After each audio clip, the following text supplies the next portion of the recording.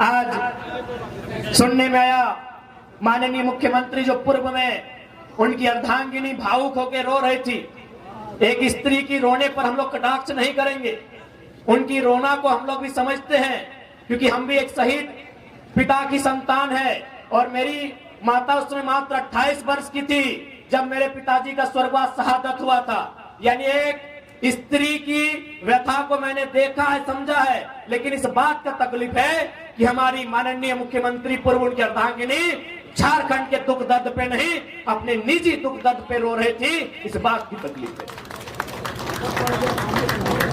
अगर ठीक है, यदि आपके पतिदेव आज जेल चले गए, कल वापस आएंगे और शायद मुख्यमंत्री भी बनेंगे, लेकिन क्या आप उत्तर देंगे?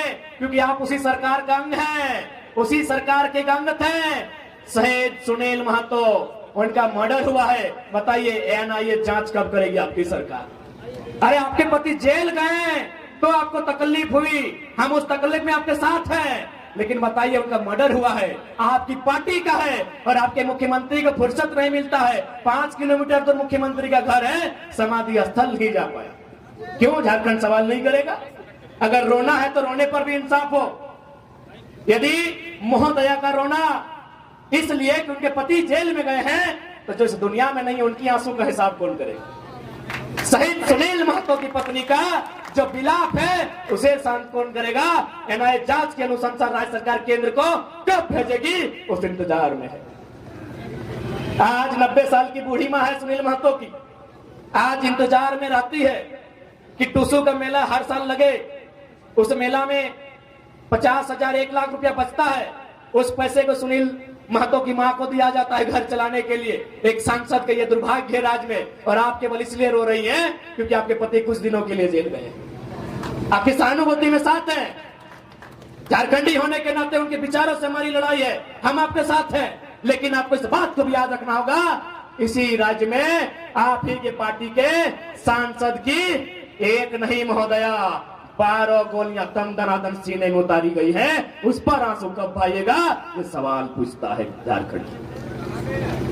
12 गोली शहीद सुनील महतो की चौड़ी छाती में, पारसनाथ से भी मजबूत छाती में एक नहीं 1 दर्जन गोलियां दागी गई थी। उसका हिसाब कौन लेगा? उस शहादत का हिसाब कौन लेगा? क्या उत्तर है झारखंड मुक्ति मोर्चा जो आज वर्तमान में सरकार है, और ये उछल कूद करने वाले विधायक, इनके पास क्या उत्तर है? लोकतंत्र के मूल्यों की अवहेलना करने वाले माननीय श्री सुदीप सोनू जी, एक बात स्पष्ट कहेंगे, आप बहुत ही पूर्वाग्रह से ग्रसित व्यक्ति हैं। पहला बात, बायस्ड नेचर के लोग तो राजनीति में होने नहीं चाहिए, राजनीति में संतों को आना चाहिए। तो सामने बैठकर अगर आप गाली दें, वो स्वीकार करना जाने, ऐसे लोगों को राजनीति करनी चाहिए। आज आपने पीर टाण, सुनिए सोनू जी, जब गिरिडीह सदर ने आपको धुतकार दिया था,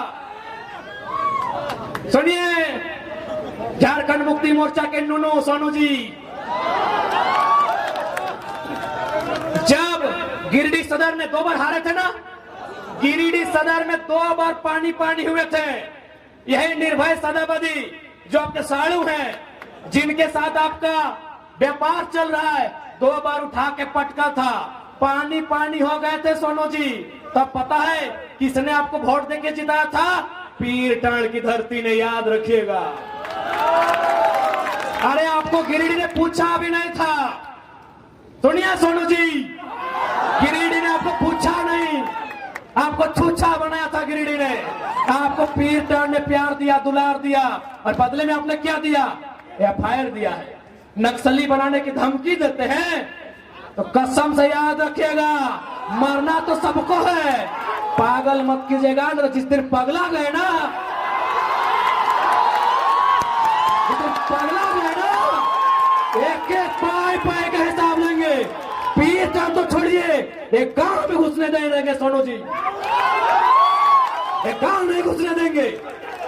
बहुत बड़ा सरकार का नूनू बन के बैठे हैं, एक गांव नहीं घुसने देंगे पीर टाण का। मजाक समझ लिया क्या? केस करेंगे, चुन चुन के केस करेंगे, अरे घंटा कर लेंगे केस से।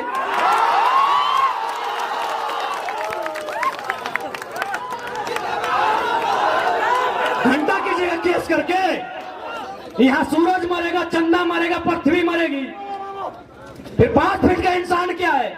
अबरी अगर केस की धमकी हुई ना सोनू जी, माननीय श्री विधायक जी, कसम से केस हमारा थाना में होगा, लेकिन बाकी सुन लीजिए, आपके सर का केस नहीं रहेगा।